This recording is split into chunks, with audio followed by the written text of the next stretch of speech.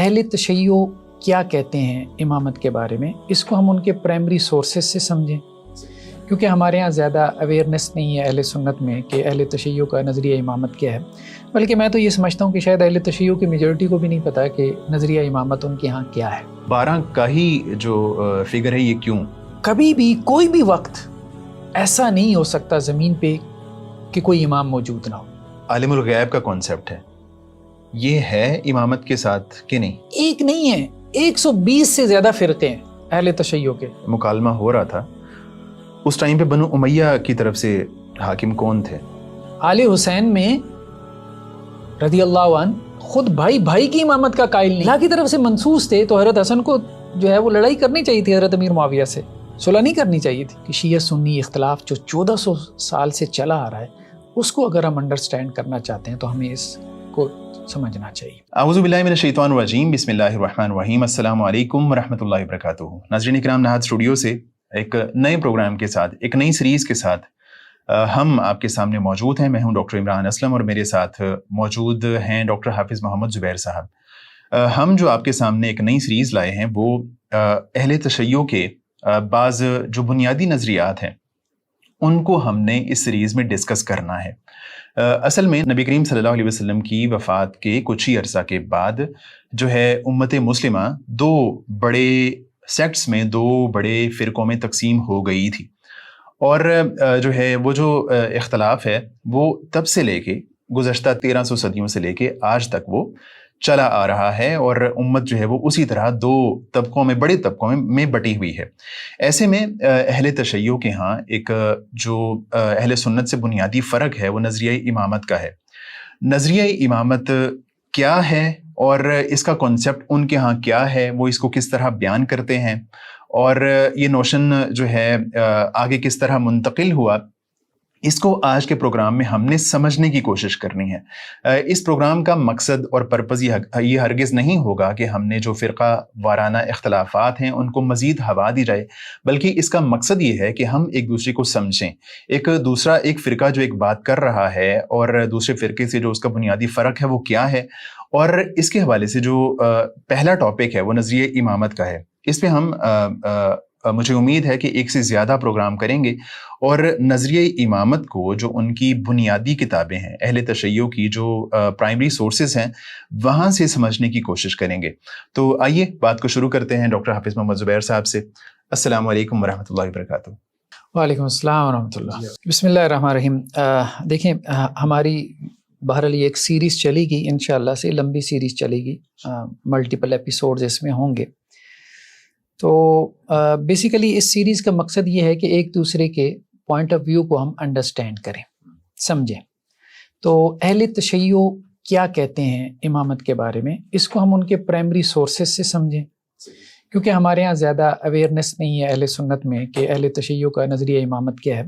بلکہ میں تو یہ سمجھتا ہوں کہ شاید اہل تشیع کی میجورٹی کو بھی نہیں پتا کہ نظریہ امامت ان کے ہاں کیا ہے، یا نظریہ امامت کے حوالے سے کیا اختلافات شیعہ سیکٹس کے اندر پائے جاتے ہیں. تو اس کو ہم تھوڑا سا ایکسپلور کریں گے.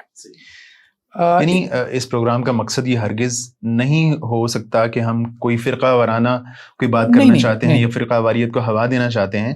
بس جو ہے یہ بات جو ان کا ایک بیسک نظریہ ہے، بنیادی ایک نظریہ ہے، نوشن ہے، اس کو سمجھنے کی ایک کاوش ہے. ایسے ہی دیکھیں، مجھے میسیجز کچھ دن پہلے آنا شروع ہوئی ہے کہ جی حسن العیاری صاحب ایک یوٹیوبر ہیں، سوشل میڈیا ایکٹیوسٹ ہیں اہل تشیع کے، غالباً USA سے پروگرامز وغیرہ کرتے ہیں، کافی بریلوی دیوبندی بلکہ اپنے اہل تشیع کے ساتھ بھی مناظرے کر رہے ہوتے ہیں. جی وہ آپ کو چیلنج دے رہے ہیں. مجھے نہیں پتا کہ مجھے چیلنج انہوں نے دیا نہیں دیا، میں نے ان کی ویڈیو بھی نہیں دیکھی، خیر وہ والی، کہ جی آپ میرے ساتھ آ کے مناظرہ کریں. اس پہ پھر میں نے ایک پوسٹ یہ لگائی تھی کہ کوئی تھرڈ پرسن ہو جہاں پہ دونوں بیٹھ جائیں اور وہاں وہ درمیان میں ماڈریٹر بن جائے تو ٹھیک ہے، وہاں بیٹھ کے گفتگو ہو سکتی ہے. اور پھر یہ ہے کہ ادھر ادھر کی باتوں پہ گفتگو کرنے کی ضرورت نہیں ہے، کیونکہ مجھے یہ بات سمجھ میں آتی ہے کہ سنی اور شیعہ جو اختلاف ہے نا، اس میں بنیادی ترین جو نقطہ اختلاف ہے، پوائنٹ آف ڈفرنس ہے، وہ امامت کا نقطہ نظر ہے.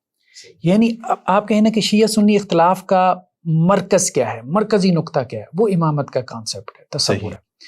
تو جب تک آپ اس امامت کے کانسیپٹ کے بارے میں جو شیعہ پوائنٹ آف ویو ہے اس کو نہیں سمجھیں گے اور سنی جو پوائنٹ آف ویو اس کو نہیں سمجھیں گے، اس وقت تک آپ کو بنیادی اختلاف سمجھ نہیں آئے گا. اس کے بعد کے اختلافات اس کے پیدا شدہ ہیں. صحیح. تو اس لیے اہل تشیع بھی اس کو کہتے ہیں کہ یہ اصل الاصول ہے، یعنی ان کے ہاں یہ امامت کا جو نقطۂ نظر ہے یہ اصل الاصول ہے، یعنی پرنسپل آف دی پرنسپلز ہے. جیسے ہم کہتے ہیں نا اصل الاصول قرآن ہے، ٹھیک ہے. تو اسی طرح ان کے ہاں اس کا مقام ہے.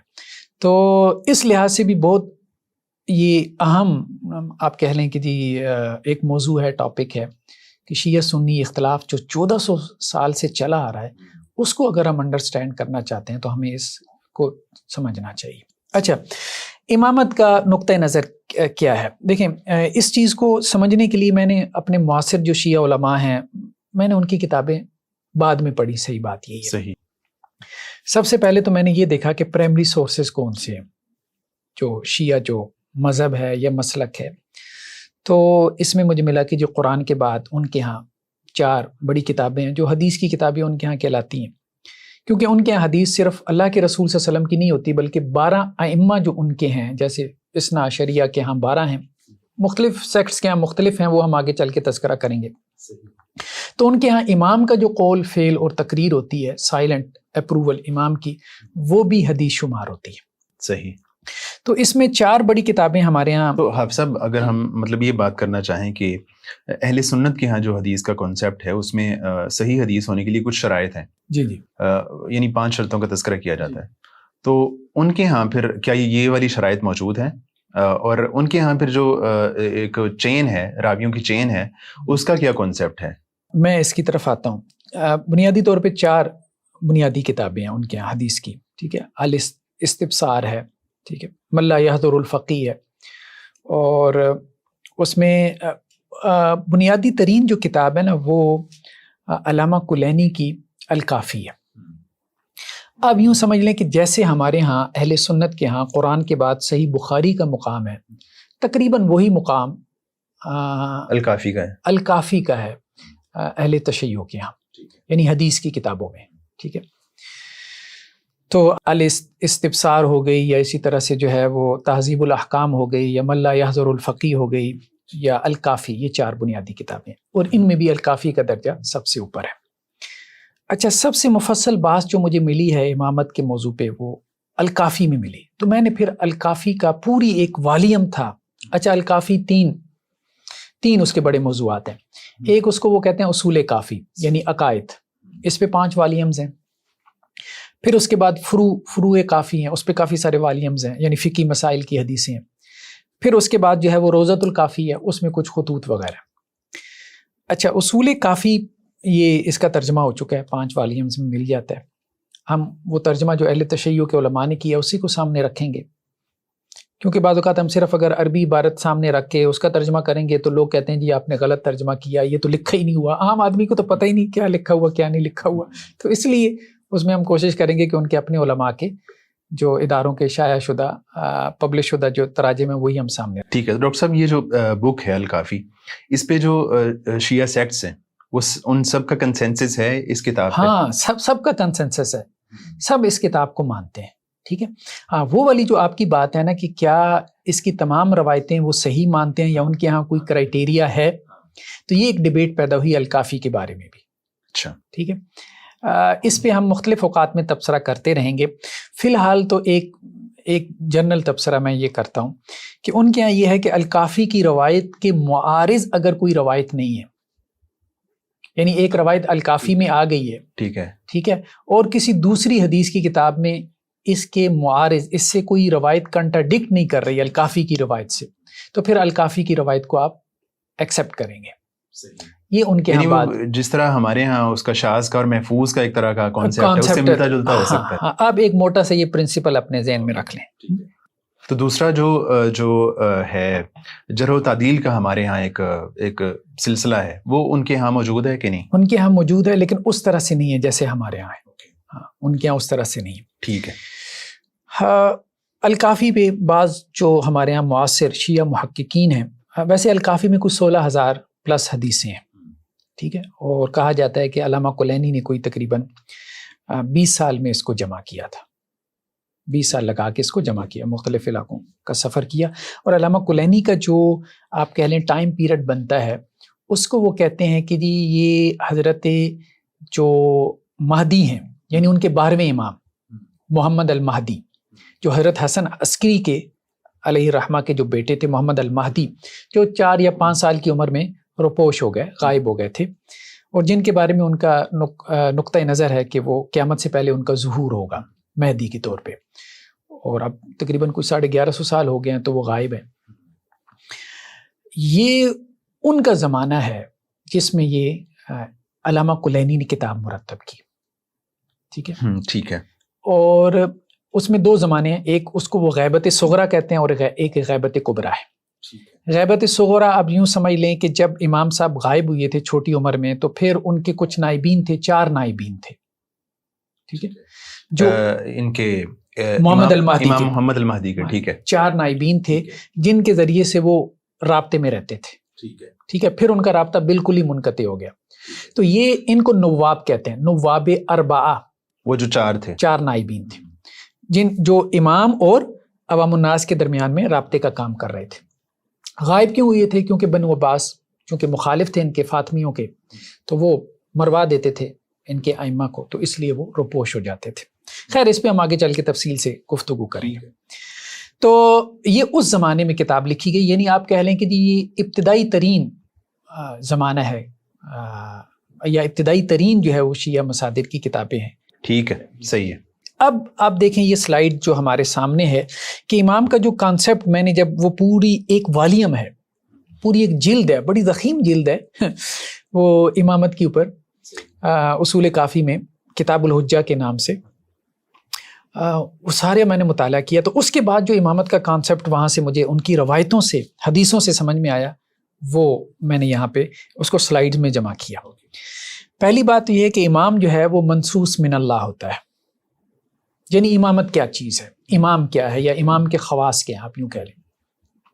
منصوص من اللہ سے مراد وہ یہ کہتے ہیں کہ جی امام کے اوپر نص ہوتی ہے.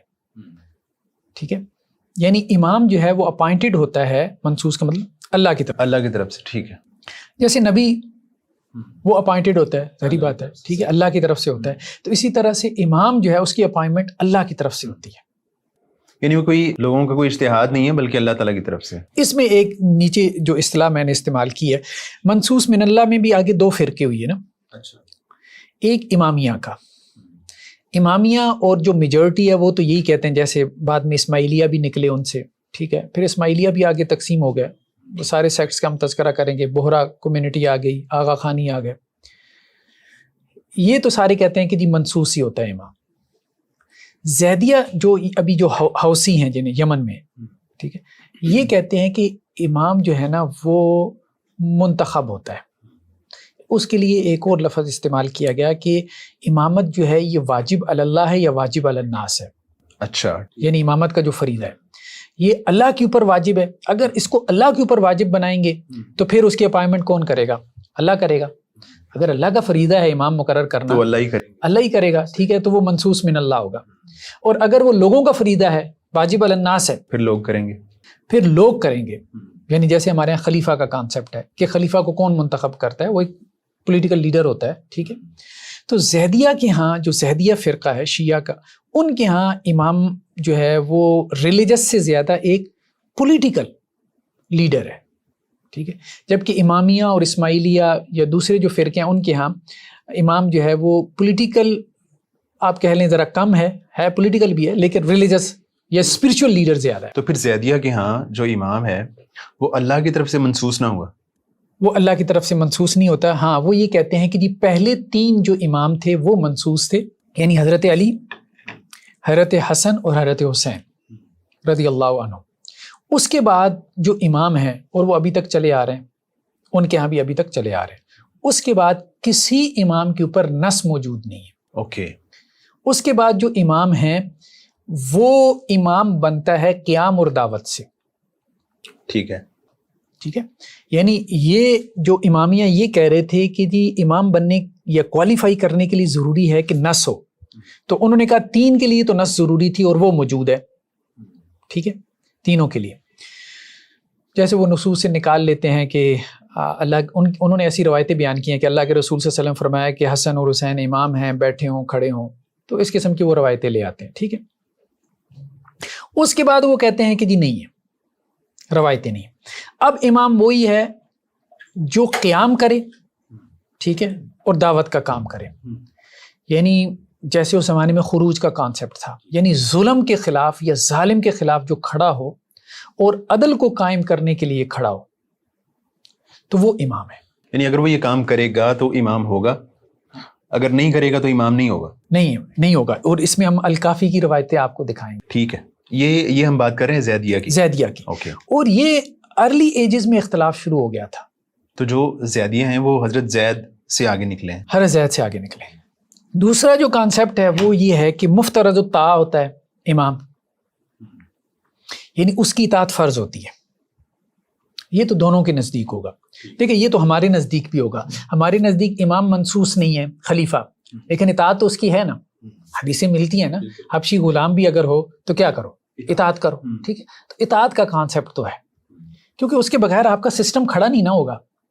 صحیح ہے. ٹھیک ہے، آپ اسٹیٹ کی ریٹ کو چیلنج کر دیں گے تو سسٹم کھڑا نہیں ہوگا، آپ سروائیو نہیں کر پائیں گے.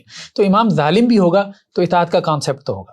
تو مفترض الطاعہ کا کانسیپٹ تو ہمارے اہل سنت کے ہاں بھی ہے، لیکن منصوص من اللہ کا کانسیپٹ جو ہے وہ اہل تشیع کی میجورٹی میں ہے، لیکن زیدیہ نے اس سے اختلاف کیا ہے. ٹھیک ہے، اوکے. تیسرا جو ہے معصوم کا کانسیپٹ، کہ امام جو ہے وہ معصوم ہوتا ہے. یعنی دیکھیں جب اللہ کی طرف سے منصوص ہے تو اس کی اطاعت بھی لازم ہوگی. جب اطاعت لازم ہے تو پھر ظاہری بات ہے اطاعت جس کی آپ فرض کر رہے ہیں، تو انہوں نے کہا جی مفتی کی تو آپ نہیں اطاعت فرض کر سکتے، مطلب جو خطا کار غلطی کرنے والا ہے. ہاں جی، تو وہ تو ہر حال میں مصیب ہونا چاہیے، اسی کی اطاعت فرض ہوگی. ٹھیک ہے، لا طاعۃ لمخلوق فی معصیت اللہ. تو ہم تو خیر اس میں وہ یہ باتیں لے آتے ہیں نا کہ جی جیسے قرآن میں آتا ہے کہ جی اللہ کی اطاعت کرو، یا ایھا الذین آمنوا اطیعوا اللہ واطیعوا الرسول واولی الامر منکم فإن تنازعتم فی شیء فردوہ الی اللہ والرسول. اگر حکمرانوں سے کوئی اختلاف ہو جائے تو اللہ اور اس کے رسول کی طرف لوٹا دو. تو وہ یہ کہہ رہے ہیں کہ ہمارے امام سے تو اختلاف کا کوئی کانسیپٹ ہے ہی نہیں، امام سے تو کوئی اختلاف ہو ہی نہیں سکتا. ویسے جو بظاہر یہ والا جو کانسیپٹ ہے عصمت والا، یہ کافی لاجیکل لگتا ہے کہ مطلب اگر آپ نے اطاعت کرنی ہے تو ایسے شخص کی اطاعت ایسے شخص کی کریں جو جس میں غلطی نہ ہو، جس میں غلطی کا امکان نہ ہو. بالکل ٹھیک ہے. معصوم کا کانسیپٹ ان کے یہاں ہے. اب اس میں امامیہ اور زیدیہ میں پھر اختلاف ہوا. امامیہ یہ کہتے ہیں کہ کبائر اور صغائر دونوں سے، یا اسی طرح اسماعیلیہ وغیرہ بھی میجورٹی اسی طرف چلی گئی کہ وہ صغیرہ کبیرہ گناہوں سے معصوم ہوتا ہے. زیدیہ نے ذرا اس کو زیادہ ریشنلائز کیا. انہوں نے کہا اتنا نہ کرو، غلطیاں ہو رہی ہیں، ہمارے سامنے کی باتیں، تعویلیں کرنی پڑیں گی. ٹھیک ہے، کتابیں بھری پڑی ہیں ائمہ کی غلطیوں سے، تو اس لیے آپ یوں کہو کہ کبیرہ نہیں ہو سکتا، صغیرہ یا چھوٹی موٹی غلطیاں ہو سکتی ہیں. زیدیہ نے یہ پوائنٹ آف ویو لیا. ٹھیک ہے، اس کی وجہ یہ ہے کہ روایتیں ایسی مل رہی تھی. یعنی ان کے ہاں اگر جو چھوٹے موٹے اگر گناہ ہو رہے ہیں تو اس سے جو عصمت ہے اس کو کوئی فرق نہیں پڑتا صغیرہ سے یا اجتہادی خطا سے. مثال کے طور پہ اب دیکھیں نا، ایسی روایتیں اصل میں ملتی تھیں. امام ابو جعفر صادق علیہ الرحمہ کے پاس ایک شخص ایک مرتبہ آیا، اس نے کوئی مسئلہ پوچھا تو انہوں نے بتا دیا کہ بھائی اس کا یہ آنسر ہے، یہ جواب ہے. اگلے سال پھر وہ آیا تو انہوں نے اسے کوئی اور جواب دیا، تو اس نے کہا میں تو آپ کی اطاعت چھوڑ رہا ہوں. تو امام صاحب نے کہا کیوں؟ اس نے کہا پچھلے سال آپ نے مجھے یہ جواب دیا، اس سال آپ نے یہ جواب دیا، آپ کہتے ہیں ہم تو وحی کے علاوہ بات نہیں کرتے، تو وحی میں کہاں سے اختلاف آ گیا؟ ٹھیک ہے، اپنی کتابوں میں ان کے لکھا ہوا ہے. تو اس کے بعد جو ہے وہ امام ابو جعفر صادق علیہ الرحمہ نے اس کو کہا کہ دیکھو وہ ہم نے تقیہ کرتے ہوئے جواب دیا تھا. تو وہ زیدیہ نے کہا کہ نہیں، یہ تعویلیں نہ کرو. یہ جو روایتیں مل رہی ہیں نا ائمہ سے کہ ایک ہی مسئلے میں 2 4 اقوال مل رہے ہیں ان سے، تو ایسی تعویلیں نہ کرو کہ کبھی وہ تقیہ کر رہے تھے کبھی نہیں تقیہ کر رہے تھے. ٹھیک ہے، سیدھی طرح مان لو کہ اجتہادی خطا ان سے ہو سکتی تھی، کبیرہ سے وہ اجتناب کرنے والے تھے. ٹھیک، تو یہ اصل میں وہ روایتوں کے اختلاف کو دونوں نے اس طرح سے حل کیا. ایک نے تقیہ کے پرنسپل سے اور دوسروں نے بالکل اسٹریٹ فارورڈ رہتے ہوئے انہوں نے کہا جی بشر تھے، انسان تھے، خطا ہو سکتی تھی. بہرحال یعنی عصمت کا کانسیپٹ موجود تھا. عصمت کا کانسیپٹ. ہاں، چوتھا یہ تھا کہ مرسل الیہ، یہ بات بھی واضح طور پہ کلینی وغیرہ نے روایتیں لے کے آئے ہیں کہ فرشتہ آتا تھا، امام کی طرف فرشتہ آتا تھا. ٹھیک ہے. ہاں اس میں روایتوں میں یہ بات البتہ ہے کہ وہ نبی سے یہ فرق کرتے ہیں کہ نبی فرشتہ دیکھتا تھا، امام دیکھتا نہیں ہے لیکن آواز سنتا ہے. اتنا انہوں نے فرق کر لیا. نہیں تو وہ جو فرشتے کے ذریعے جو پیغام پہنچتا تھا اس کو وہ کیا نام دیتے ہیں؟ الہام کا نام دیتے ہیں، وحی کہتے ہیں؟ نہیں، اس کے لیے وہ محتاط لفظ استعمال کرتے ہیں، وہ وحی نہیں کہتے. آپ یوں کہہ لیں کہ نیکسٹ پوائنٹ میں نے لکھا ہے کہ ملہم الیہ، وہ کہتے ہیں کہ اس کی طرف الہام ہوتا ہے، الہام کا لفظ استعمال کرتے ہیں. دیکھیں ہمیں ایز اٹ از سمجھنا ہے کہ انہوں نے اپنی کتابوں میں کیسے نقل کیا. ہم نے مطلب یہ نہیں کہنا کہ جی یہ ان کی طرف وحی کے قائل تھے، جو اصطلاح انہوں نے استعمال کی ہم اس کو بیان کر لیں. ٹھیک ہے، یعنی یہ مطلب ان کے کانسیپٹ کو سمجھنے کی ایک کوشش ہے. نیکسٹ جو ہے وہ یہ کہتے ہیں کہ جی حجت خداوندی ہوتا ہے امام. ٹھیک ہے، یعنی اس سے مراد یہ بھی ہے کہ کبھی بھی کوئی بھی وقت ایسا نہیں ہو سکتا زمین پہ کہ کوئی امام موجود نہ ہو. یعنی ہر وقت کوئی نہ کوئی امام ضرور موجود ہوگا لوگوں کی رہنمائی کے لیے، کیونکہ نبوت ختم ہو گئی. نبوت ختم ہو گئی تو رہنمائی تو ضرورت ہے لوگوں کی، مطلب یہاں سے وہ لاجک کی طرف جاتے ہیں. تو اب اس کے لیے اللہ تعالیٰ نے امام مقرر کیے. ٹھیک ہے. اچھا یہاں پہ ایک سوال یہ ہے کہ جو 12 کی بات کی جاتی ہے، 12 امام، تو 12 کا ہی جو فگر ہے یہ کیوں؟ کوئی اس پہ کوئی نص موجود ہے 12 کی یا 12 کیوں وہ کہتے ہیں؟ یہ سب کے نزدیک 12 نہیں ہے. اچھا سب کے نزدیک نہیں ہے. ہاں کچھ ایسے ہیں جو 5 کو مانتے ہیں، کچھ ایسے ہیں جو 7 کو مانتے ہیں، کچھ ایسے ہیں جو 12 کو مانتے ہیں، کچھ ایسے ہیں جو آج تک امام مانی بیٹھے ہیں جیسے آغا خانی ہے. ایک نہیں ہے، 120 سے زیادہ فرقے ہیں اہل تشیع کے. 120 سے زیادہ تو وہ ہیں جو انہوں نے خود گنوائے ہیں.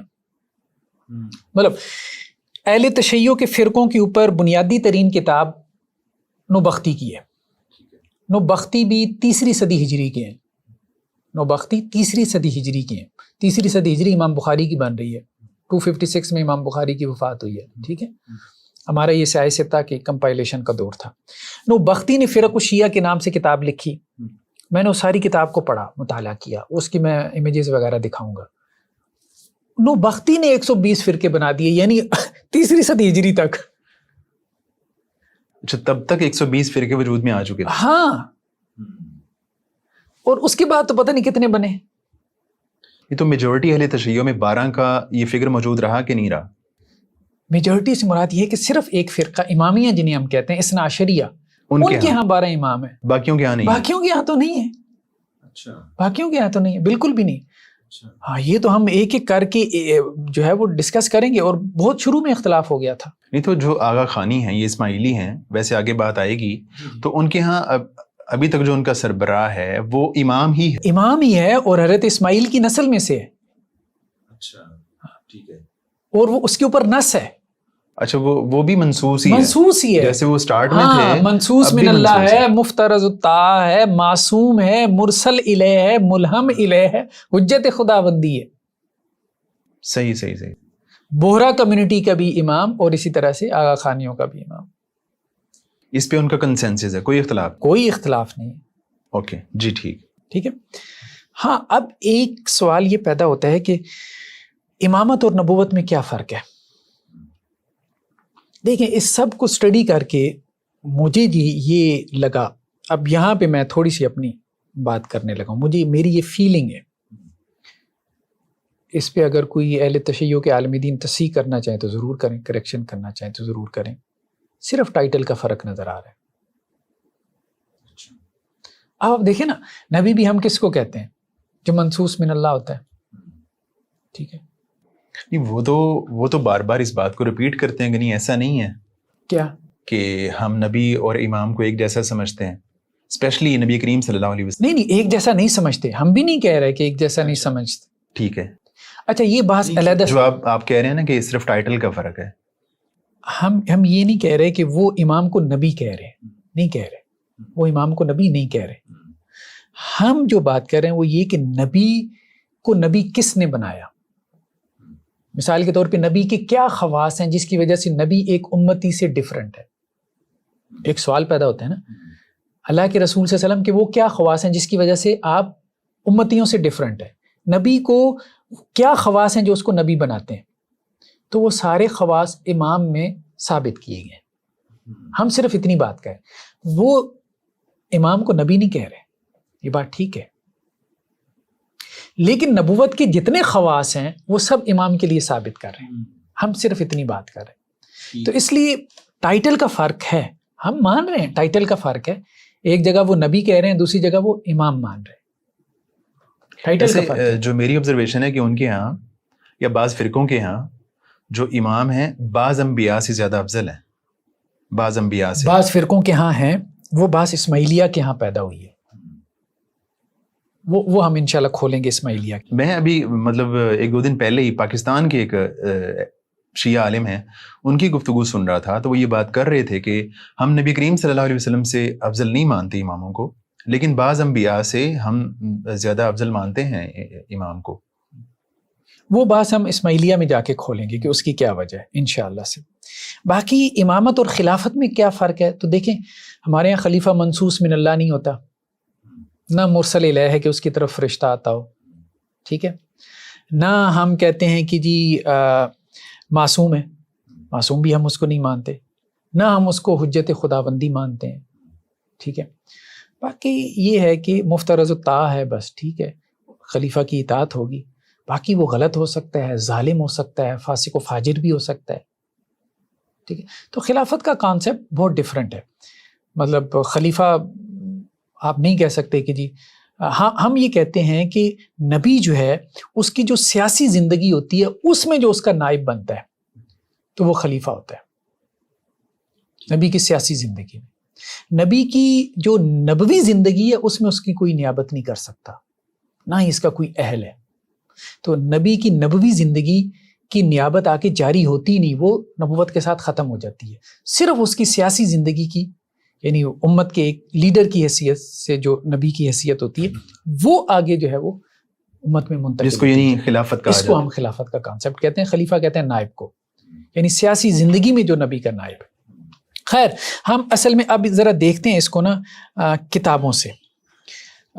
سب سے پہلے ہمارے سامنے جو ہے یہ الشافی ترجمہ ہے اصول کافی کا، یہ اس کی جلد 2 ہے، اور یہ سید ظفر حسن صاحب ہیں، ظفر حسن نقوی صاحب ہیں، مد ظلہ العالی، جامع امامیہ کراچی کے یہ بانی بھی ہیں اور منتظم بھی ہیں، ٹھیک ہے. تو یہ وہاں سے ترجمہ شائع ہوا ہے. ابھی جو باتیں ہم نے کی ہیں تو وہ ہم ذرا الکافی سے دیکھنا چاہ رہے ہیں. یہ جو ہے نا وہ امام جعفر صادق سے شروع میں آپ دیکھ رہے ہیں کہ ابو بصیر سے مروی ہے کہ ہم نے امام جعفر صادق علیہ السلام کے ساتھ سفر حج کیا جس سال ان کے فرزند امام موسیٰ کاظم علیہ السلام پیدا ہوئے تھے، ٹھیک ہے. تو آگے چل کے وہ بتا رہے ہیں کہ امام کی پیدائش کیسے ہوتی ہے. تو وہ کہہ رہے ہیں کہ جب وہ رات آئی جس میں میرے پردادا کا نطفہ قائم ہوا تو ایک آنے والا فرشتہ ایک پیالہ میں ایسا شربت لے کر آیا جو پانی سے زیادہ رقیق اور مسکہ، میرے خیال میں لفظ ہے، مسکہ سے زیادہ نرم اور شہد سے زیادہ میٹھا اور برف سے زیادہ ٹھنڈا تھا اور دودھ سے زیادہ سفید. وہ ان کو پلایا اور جماع کا حکم دیا، پس انہوں نے ایسا کیا تو میرے جد کا یعنی دادا کا نطفہ قرار پایا. جد سے مراد کون ہے؟ امام جعفر صادق کے جو والد تھے محمد الباقر تھے، اور ان کے جو دادا ہوئے وہ علی زین العابدین، جو امام باقر کے والد ہیں. جی اوکے. تو آگے چل کے یہ کہتے ہیں کہ جی امام کے استقرار حمل کی یہ صورت ہوتی ہے جیسا کہ میں نے بیان کیا، مطلب لمبی چوڑی روایت. جب نطفہ قرار پاتا ہے تو وہ رحم میں 4 ماہ ساکن رہتا ہے، پھر اس میں روح پڑتی ہے، پھر اللہ تعالیٰ ایک فرشتے کو بھیجتا ہے اور اس کے دائنے بازو پہ آیت لکھ دیتا ہے، وَتَمَّتْ کَلِمَتُ رَبِّکَ صِدْقًا وَعَدْلًا، ٹھیک ہے، یہ والی آیت. پھر وہ ماں کے پیٹ سے باہر آتا ہے تو اپنے ہاتھ زمین پر رکھتا ہے اور اپنا سر آسمان کی طرف اٹھاتا ہے، یعنی ایک شان سے امام پیدا ہوتا ہے، ٹھیک ہے. اچھا پھر آگے مطلب اس کو دیکھتے رہیں. اچھا آگے چل کے کیا ہے کہ اس کے بارے میں ایک فرشتہ کیا کہتا ہے کہ تو میری مخلوق کا خلاصہ ہے، میرے اسرار کا امین ہے، میرے علم کا خزانہ ہے، میری وحی کا امین ہے اور زمین پر میرا خلیفہ ہے. تو یعنی منصوص من اللہ ہوتا ہے امام، ٹھیک ہے. جب وہ پیدا ہوتا ہے اس وقت سے.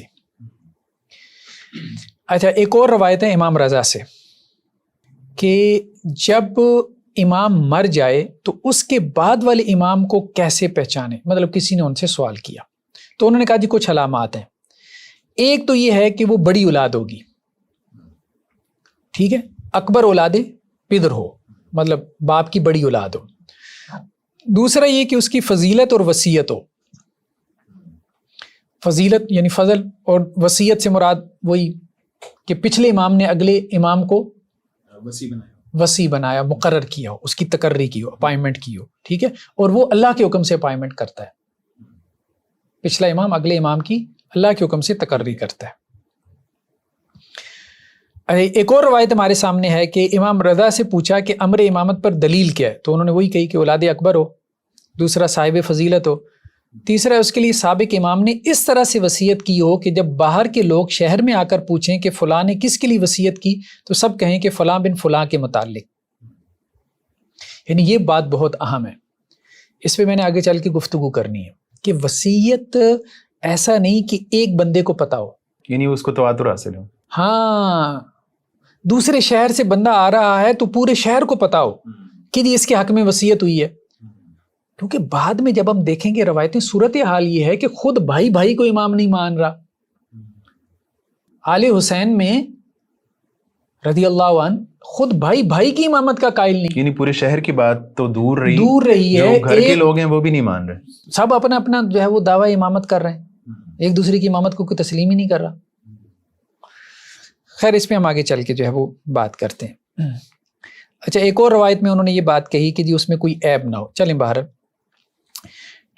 نیکسٹ کیا ہے کہ امام جعفر صادق کہتے ہیں کہ ہم علم اور شجاعت میں سب برابر ہیں, یعنی سارے امام 12, مطلب یہ ابھی اثنا عشریہ کا نریٹو ہے, ٹھیک ہے, ٹھیک ہے, اور عطایا میں بقدر اس کے بجا لاتے ہیں جس کا حکم دیا گیا ہو, ٹھیک ہے.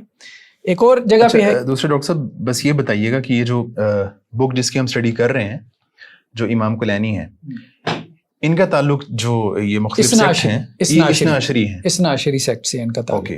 امام جعفر صادق نے فرمایا علیہ الرحمہ کہ ہم امر و فہم اور حلال و حرام میں ایک دوسرے کے قائم مقام ہیں, ٹھیک ہے. یعنی تمام ائمہ کا جو فہم ہے اور حلال اور حرام کو بیان کرنا ہے, جسے تشریح کہتے ہیں کہ یہ حلال ہے یہ حرام ہے, اب وہ وحی کی روشنی میں بیان کر رہے ہیں نا, اجتہاد نہیں کر رہے, تو تشریح کے اعتبار سے برابر ہے,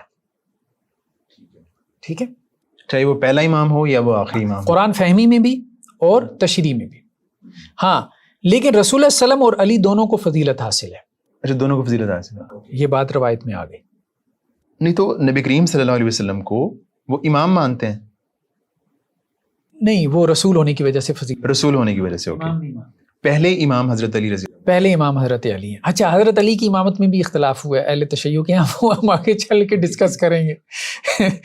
تو اختلاف بہت زیادہ. خیر بہر ایک اور روایت ہے امام جعفر صادق علیہ الرحمہ سے, یہ علیہ السلام لکھتے ہیں, بہرحال علیہ السلام کہنے میں بھی کوئی حرج نہیں ہے, سلامتی کے کلمات ہیں, کہ میں آپ پر فدا ہوں. مطلب کسی نے ان سے کہا کہ خدا کسی خاص بندہ کی اطاعت کو اپنے بندوں پر فرض کرتا ہے اور اس خاص بندہ سے آسمانی خبروں کو پوشیدہ رکھتا ہے. اب بات سمجھیں کہ اللہ تعالیٰ نے ایک بندی کی اطاعت فرض قرار دے دی, کہا کہ یہ مفترض الطاعہ ہے. دوسری طرف جو ہے وہ اللہ نے آسمان کی خبریں اس سے پوشیدہ رکھ دیں. یہ بات سمجھ نہیں آتی. ایک بندی کی اطاعت فرض ہے تو آسمان کی خبریں جو ہے وہ اس کے لیے اوپن ہونی چاہیے.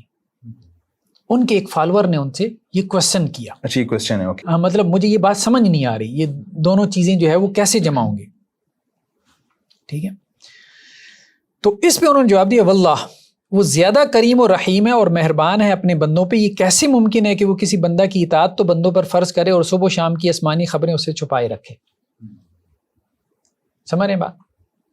مفترض الطاعہ بھی ہے اور مرسل الیہ بھی ہے, ملہم الیہ بھی ہے, ٹھیک ہے. اس پہ آسمانی خبریں آتی ہیں, پاسبل ہی نہیں ہے کہ اس پہ آسمانی خبریں نہ آتی ہیں. پھر یہ ایک لمبی چوڑی ڈبیٹ ان میں پیدا ہوئی ہے کیونکہ بہت سی روایتیں یہاں الکافی میں مل جاتی ہیں ٹھیک ہے، کہ جی امام صاحب کو فلاں بات کی خبر نہیں تھی، یہ روایتیں مل جاتی ہیں. تو وہ پھر ایک ڈیبیٹ اہل تشیع میں پیدا ہوئی. تو انہوں نے کہا کہ جی جب امام چاہتا ہے تو علم حاصل کر لیتا ہے. مطلب یہ ایک نیریٹو پھر سامنے آیا. ہاں اگر وہ نہ چاہے، بہت سے سوالات پیدا ہوئی ہے نا کہ حضرت حسین کو کیا خبر نہیں تھی کہ ان کے ساتھ کیا ہونے والا ہے، حضرت علی کو کیا خبر نہیں تھی، تو وہ کیوں انہوں نے اس قسم کے اقدامات کیے.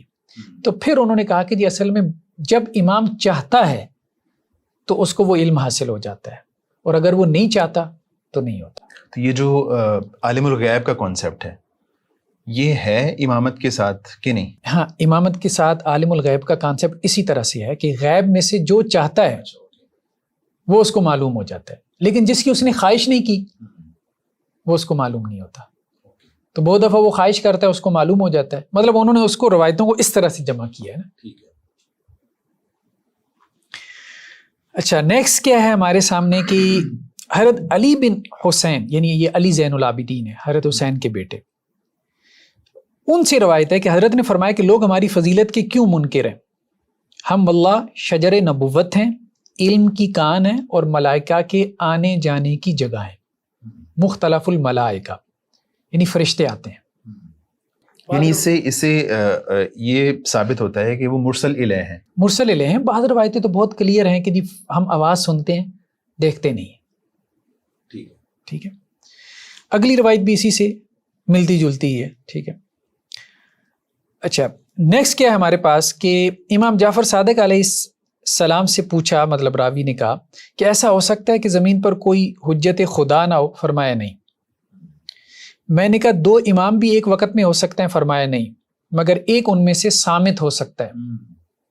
یعنی پاسبلٹی ہے ہونے کی، لیکن وہ خاموش رہے گا. وہ خاموش بولے گا ایک ہی، وہ دعویٰ نہیں کرے گا. ہاں، ایکٹیو امام ایک ہی ہوگا. ہاں، اس کے بعد دوسرا ہوگا جو اس کا وسیع ہوگا. ٹھیک ہے. لیکن امام ایک وقت میں ایک ہی ہوگا. تو اس کا مطلب یہ ہے کہ اگر ایک وقت میں 2 لوگوں نے امامت کا دعویٰ کیا تو ان میں سے ایک تو جھوٹا ہے، اللہ کے اوپر جھوٹ باندھ رہا ہے نا. یہ بات ہوگی. یعنی اگر وہ ہے بھی تو اس نے خاموش رہنا ہے، اگر ہے بھی تو وہ خاموش رہے گا، وہ دعویٰ نہیں بولے گا نہیں. نیکسٹ بھی اسی قسم کی روایتیں ہیں کہ امام جعفر صادق علیہ السلام نے زمین میں کوئی نہ کوئی حجت خدا ضرور رہتا ہے. مطلب انہوں نے یہ بات کہی، وہ لوگوں کو حلال و حرام کی معرفت کراتا ہے اور ان کو راہ خدا کی طرف بلاتا ہے. پھر ایک اور روایت میں کہ زمین بغیر حجت خدا کے باقی نہیں رہ سکتی. ٹھیک ہے. اور پھر یہ بھی کہ ذات باری تعالیٰ اس سے اجل و اعظم ہے کہ وہ زمین کو بغیر امام عادل کے چھوڑ دے. ٹھیک ہے. تو مطلب یہ ان کے ہاں ایک کانسیپٹ ہے کہ امام عادل، یہ بہت اہم چیز ہے. امام عادل یعنی امامت کا ایک بڑا آبجیکٹو کیا ہے؟ لوگوں کے درمیان عدل قائم کرنا. صحیح. ٹھیک ہے. تو امام عادل ضرور ہونا چاہیے تاکہ لوگوں کے درمیان جو ہے وہ عدل قائم کرے. اب مسئلہ یہ پیدا ہوا کہ 12واں امام تو غائب ہو گیا. ٹھیک ہے. 12ویں امام تو روپوش ہو گئے. جب 12ویں امام روپوش ہو گئے تو اب عدل کون قائم کرے گا؟ تو امامت کا جو آبجیکٹو تھا وہ تو آپ نے فوت کر دیا غیبت کبریٰ کے کانسیپٹ کے ساتھ ہی. مطلب امام 2 مقاصد کے لیے تھا نا، عدل قائم کرے، حلال و حرام بتائے. روایتیں یہی بتا رہی ہیں، حلال و حرام بتائے گا اور عدل قائم کرے گا.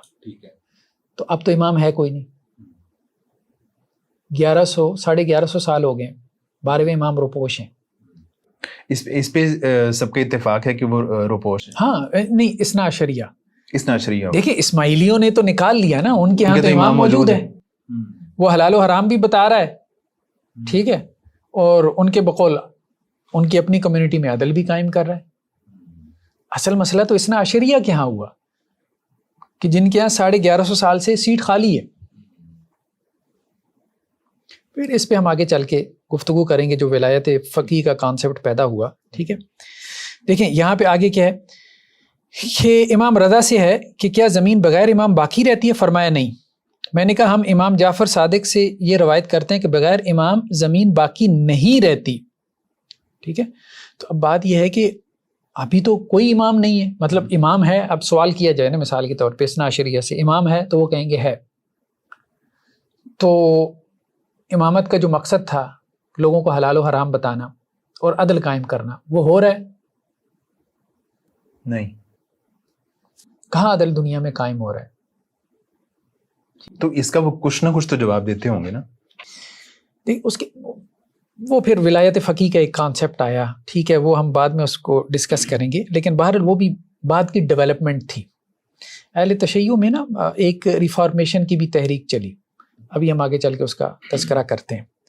انہوں نے بتایا کہ 1400 سال میں 1300 سال میں یہ امامت کا کانسیپٹ کیسے انڈر کنسٹرکشن رہا اور اس میں ابھی تک ڈیولپمنٹس ہو رہی ہیں. ٹھیک ہے، with in school of thought developments ہو رہی ہیں، اس کو ہم تھوڑا سا دیکھتے ہیں. تو اب مسئلہ یہ ہے کہ درمیان میں کوئی نائب بھی نہیں ہے، وہ نائبین کا زمانہ بھی گزر گیا کہ جو امام کے ساتھ کانٹیکٹ میں تھے اور وہ امام کی طرف سے ہدایات پہنچا رہے تھے. تو اب درمیان میں کوئی نائب بھی نہیں ہے، امام موجود ہے، روپوش ہے، قیامت سے پہلے اس کا ظہور ہونا ہے. ٹھیک ہے، مسئلہ یہ بھی ہوا کہ سب کچھ امام کے کھاتے میں ڈال دیا نا کہ وہ آ کے عدل قائم کرے گا مہدی کے حوالے سے جو کانسیپٹس ہیں. ٹھیک ہے، لیکن اس سے پہلے 1200 سال تک، ابھی 1200 سال 1150 سال تو گزر گئے، تو وہ بغیر عدل کے پوری دنیا کو آپ نے مطلب ظلم سے بھر دیا امامت کا ایسا کانسیپٹ دے کے. ٹھیک ہے، کہ امام غائب ہے اور پیچھے جو ہے وہ، اب یہ پتہ نہیں یہ غیبت کبریٰ کا زمانہ کب تک چلتا ہے یہ بھی نہیں پتا کہ ابھی اور کتنے صدیاں کتنے ہزار سال چلنا ہے. نہیں، یعنی جو اہل سنت کے ہاں تو یہ ہے نا کہ قیامت کی نشانیوں میں سے ایک یہ ہے کہ امام مہدی کا ظہور ہوگا. تو ان کے ہاں بھی ایسا ہی ہے کہ قیامت کے قریب آئیں گے، قیامت کی نشانیوں میں سے. ہاں، ان کے ہاں بھی ہے قیامت کے قریب آئیں گے. لیکن مسئلہ یہ ہے، دیکھیں اللہ کے رسول صلی اللہ علیہ وسلم سے لے کے مثال کے طور پہ اب تک اگر 15 صدیاں گزر گئی ہیں، غیبت کبریٰ ہوئی ہے کوئی 300 سال بعد. ٹھیک ہے، تو 300 سال تو وہ ہو گئے، چلیں 300 سال میں تو امام موجود تھے رہنمائی کے لیے، حلال و حرام بتانے کے لیے یا عدل قائم کرنے کے لیے، جو بھی آپ کا کانسیپٹ ہے. اس کے بعد 1200 سال امام ہی نہیں ہے، تو امامت کو آپ کیسے جسٹیفائی کریں گے؟ ٹھیک ہے، بہت مشکل ہو جاتا ہے نا. تو خیر بہرحال یہ مشکل کام ہے. تو اسی طرح سے ایک اور روایت ہے کہ اگر وہ یہ زمین پہ صرف 2 آدمی باقی رہ جائیں تو ان میں سے ایک حجت خدا ہوگا. بہرحال انہوں نے زور دیا ہے میرے خیال میں، مطلب ہو سکتا ہے کہ ائمہ سے ایسی باتیں، امام جعفر صادق علیہ الرحمہ سے یا اور ائمہ سے ایسی باتیں مروی ہوں اور ان کی مراد وہی ہو جیسے ہم خلیفہ کہتے ہیں. یعنی بیسیکلی یہ ایک، جیسے حدیثوں میں ہمارے یہاں آتا ہے کہ 2 لوگ اگر 3 لوگ سفر پر ہوں تو وہ آپس میں ایک کو امیر بنا لیں. تو یہ بیسیکلی امیر کا کانسیپٹ تھا کہ متفرق ہو کے نہ رہو، جڑ کے رہو. ٹھیک ہے، ایک اتحاد کے ساتھ رہو. تو بعد میں یہ جو ہے نا وہ کانسیپٹ ہوا، بنا ہے، ریلیجس اور اسپرچول کانسیپٹ بنا ہے. اچھا، اس چیز کی گواہی ہمیں کافی جو ہے وہ اہل تشیع کے ہاں بھی مل جاتی ہے. ٹھیک ہے، اچھا یہ کتاب ہے، اس کو دیکھ کے ہم پھر آگے چلتے ہیں. الاساس، یہ زیدیہ فرقے جو ہیں، مطلب المنصور باللہ، ان کے آپ کہہ لیں کہ جی ائمہ میں سے ہیں. 1029 ہجری مکتبہ اہل بیت، یہ انہوں نے اس کو پبلش کیا یمن سے، الاساس کے نام سے. زیدیہ فرقے کی بنیادی جو ہے وہ کتاب ہے. ٹھیک ہے، نہیں تو حافظ صاحب جو اب تک ہم نے جو بات کی ہے، یعنی جو امام کا کانسیپٹ ہے ان کے ہاں، یعنی وہ اس کو منصوص من اللہ کہتے ہیں، طرز الطاعہ کہتے ہیں، معصوم کہتے ہیں، مرسل الیہ کہتے ہیں. تو اب تک جو بات ثابت ہوتی ہے ان کی جو بنیادی کتب ہیں وہاں سے کہ یہ سارے کانسیپٹ یعنی ہم نے ان کی طرف کوئی منسوب نہیں کیے، بلکہ ان کی اپنی کتب سے یہ ثابت. کون بھی کرتے ہیں، وہ انکار بھی نہیں، ہاں انکار بھی نہیں کرتے. آپ ان کو کہیں گے وہ کہیں گے ہاں ایسا ہی ہے. ہاں، وہ کوئی انکار کی پوزیشن بھی نہیں لے رہے.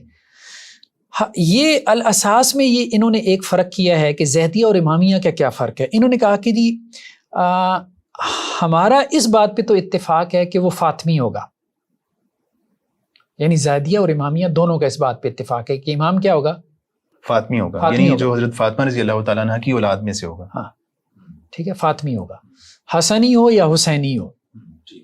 ٹھیک ہے، زیدیہ زیادہ حسنی کی طرف چلے گئے. ٹھیک ہے، حضرت حسین کی اولاد میں سے اگرچہ حضرت زید تھے لیکن زیادہ امام ان کے یہاں حضرت حسن کی اولاد میں سے آئے. تو وہ کہتے ہیں کہ جی فاطمی ہونا ضروری ہے. ٹھیک ہے، ایک اور جو ان میں اختلاف پیدا ہوا، نہیں تو یہ جو زیدیہ کہتے ہیں فاطمی ہونا چاہیے، اور جو امامی یہ بھی کہتے ہیں فاطمی یہ بھی کہتے ہیں فاطمی، لیکن فاطمی میں پھر یہ حسینی کی طرف چلے جاتے ہیں نا، جو امامی ہیں وہ حسینی کی طرف چلے اور وہ زیادہ رہتے ہیں حسنی کی طرف. ہاں وہ زیادہ حسنی کی طرف رہتے ہیں. ٹھیک ہے، زیدیہ کے امام زیادہ حسنی ہیں. ٹھیک ہے، اور جو اثنا عشری ہیں ان کے یہاں حسینی ہے، ان کے امامت پھر آگے حضرت حسین کی نسل میں ہی چلی ہے. اچھا، ان کے یہاں بلکہ ایک اور اختلاف تھا. مسئلہ یہ ہوا تھا، اس کو ہم آگے چل کے ڈسکس کریں گے، ابھی اشارتاً میں ذکر بھی کر دیتا ہوں کہ باپ کے بعد بیٹا بنتا ہے امام، اور بیٹا بھی بڑا. ٹھیک ہے، ابھی نصوص گزری ہیں.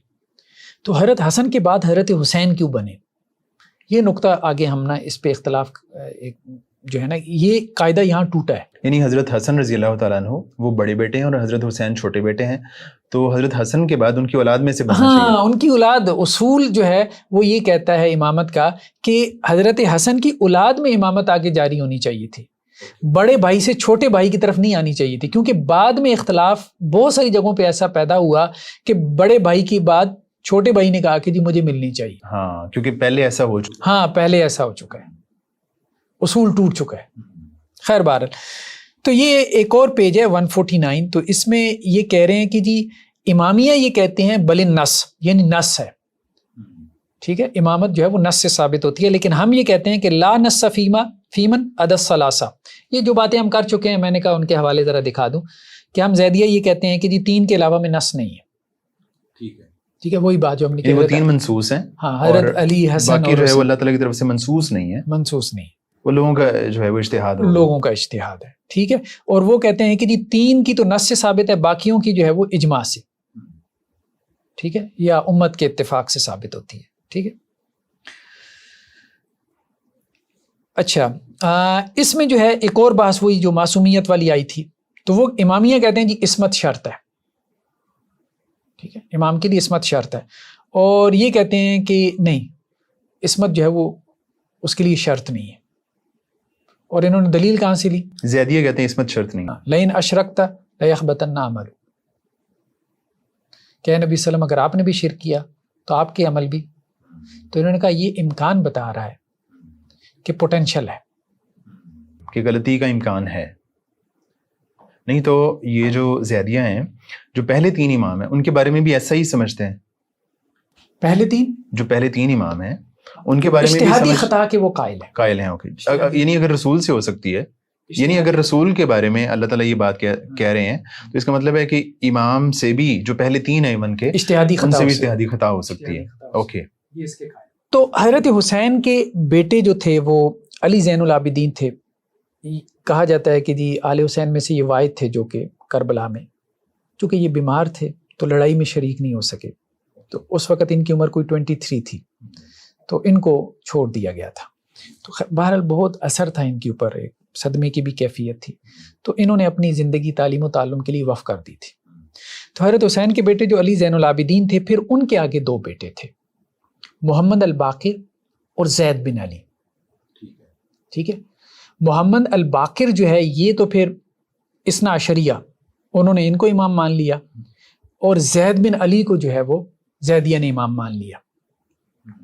یعنی آپ یوں کہہ لیں کہ حضرت حسین کے پوتے تھے. ٹھیک ہے، محمد الباقر جو ہے وہ حضرت حسین کے پوتے تھے، اور زید بن علی بھی حضرت حسین کے پوتے تھے. تو دونوں کے والد تھے محمد الباقر. محمد الباقر اور زید کے والد تھے علی زین العابدین، اور علی زین العابدین کے والد تھے حضرت حسین رضی اللہ عنہ. ٹھیک ہے، بلکہ میں دیکھتا ہوں میرے پاس نہیں، یہاں شجرہ نہیں ہوگا، وہ شجرہ میں نے اگلی کسی سلائیڈ میں بنایا ہوا ہے، وہ وہاں پہ میں دکھا دوں. اچھا، یہ روایت ہمارے سامنے ہے الکافی کی کہ زید بن علی ایک روز امام باقر کے پاس آئے. یہ دونوں بھائی ہیں، زید اور باقر دونوں بھائی ہیں. اوکے. ٹھیک ہے، اور زید بن علی باقر کے پاس آئے اور کہا کہ جی کوفہ والوں نے مجھے کچھ خطوط لکھے ہیں اور وہ مجھے دعوت دے رہے خروج کی بنو امیہ کے خلاف. ٹھیک ہے، جیسے حضرت حسین نے دادا نے خروج کیا تھا. ٹھیک ہے، تو اسی طرح سے اہل کوفہ جو ہے وہ ہمیں بھی دعوت دے رہے ہیں. تو امام باقر نے کہا کہ یہ خطوط انہوں نے لکھے ہیں یا آپ نے پہلے کچھ لکھا تھا اور انہوں نے جواب میں خطوط لکھے ہیں. مطلب معاملے کی ابتدا ان کی طرف سے ہوئی یا آپ کی طرف سے ہوئی ہے. ٹھیک ہے, تو انہوں نے کہا کہ جی انہوں نے ابتدا کی ہے. اچھا, اس کے بعد کیا معاملہ ہے کہ وہ درمیان میں ان کے ہاں جو ہے وہ ایک بحث چل پڑی. تو اس بحث میں جو ہے وہ لمبی چوڑی روایت ہے, ٹائم کافی لگ جائے گا, میں نے جو ہائی لائٹ کیا اس کو میں پڑھتا ہوں کہ وہ بحث کے اندر جو ہے امام باقر یہ کہتے ہیں کہ دیکھو بات یہ ہے کہ جو لوگوں کو اپنی طرف بلاتا ہے نا اسے منسوس ہونا چاہیے اللہ کی طرف سے. تو تمہارے پاس کوئی دلیل ہے اس بات کی کہ تم اللہ کی طرف سے منسوس ہو؟ امام باقر نے اپنے بھائی سے کہا, ٹھیک ہے, زید سے, کہ آپ یہ کام کرنے جا رہے ہو تو آپ کو کس نے اپوائنٹ کیا؟ ٹھیک ہے. اس پہ حضرت زید نے کہا, غصے میں آ گئے, انہوں نے کہا دیکھو امام وہ نہیں ہو سکتا جو گھر میں پردے چھوڑ کر بیٹھ جائے, یعنی عورتوں کی طرح پردے لٹکا کے بیٹھ جائے. ٹھیک ہے, مطلب ایک طرف آپ لوگ ہو, ان کے بھائی ہیں, ٹھیک ہے, اور دوسری طرف ہم باہر جا کے لڑنا چاہتے ہیں. یعنی بنو امیہ نے کیا کر دیا ہمارے دادا کے ساتھ, ٹھیک ہے, ہم بدلہ لینا چاہتے ہیں, آپ گھروں میں بیٹھے ہیں.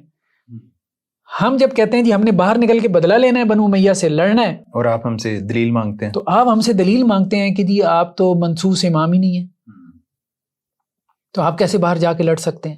تو ان میں سے جو امام باقر تھے وہ بڑے تھے؟ امام باقر بڑے تھے.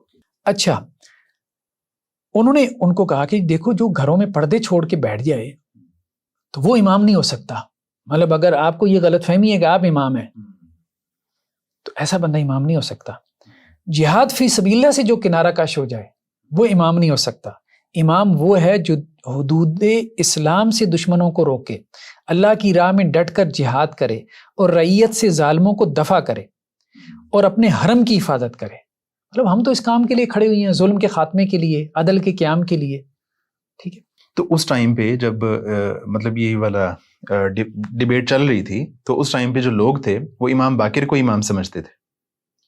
نہیں, سپلٹ تھے, اہل تشیع سپلٹ اس تھے, ٹائم بھی سپلٹ تھے نا. نہیں تو کچھ لوگ جو حضرت زید تھے ان کو امام سمجھ رہے. کوفہ والے تو انہی کو خط لکھ رہے تھے, اس لیے ہاں خط لکھ رہے تھے, ٹھیک ہے, انہی کو تو امام سمجھ رہے تھے. یہ لوگ اصل میں اپنے بھائیوں کے پاس آتے تھے کہ دیکھو آپ بھی ہماری حمایت کرو. نہیں تو وہ ان کو امام کیوں سمجھ رہے تھے حالانکہ دونوں فاطمی تھے؟ جو امام باقر تھے اور حضرت زید تھے, دونوں جو ہے علی زین العابدین کے بیٹے ہیں. علی زین العابدین یعنی یہ دونوں فاطمی نہیں ہیں؟ نہیں, دونوں فاطمی ہیں نا. دیکھیں نا, دونوں علی زین العابدین کے بیٹے ہیں اور حضرت حسین کے پوتے ہیں دونوں. حضرت حسین کے بیٹے ہیں علی زین العابدین. لیکن جو حضرت زین العابدین ہیں وہ حضرت فاطمہ رضی اللہ تعالیٰ عنہ کی اولاد سے تو غالباً نہیں ہیں, وہ تو جو وہ ہیں. نہیں, وہ فاطمی سے مراد ظاہری بات ہے لیتے ہیں جو حسن اور حسین کی اولاد میں سے ہوں, وہ عورتوں کی نسل نہیں دیکھتے. نہیں تو جو پھر بعد میں فاطمی کہلائے وہ پھر یہ تقسیم کس طرح پھر ہوئی؟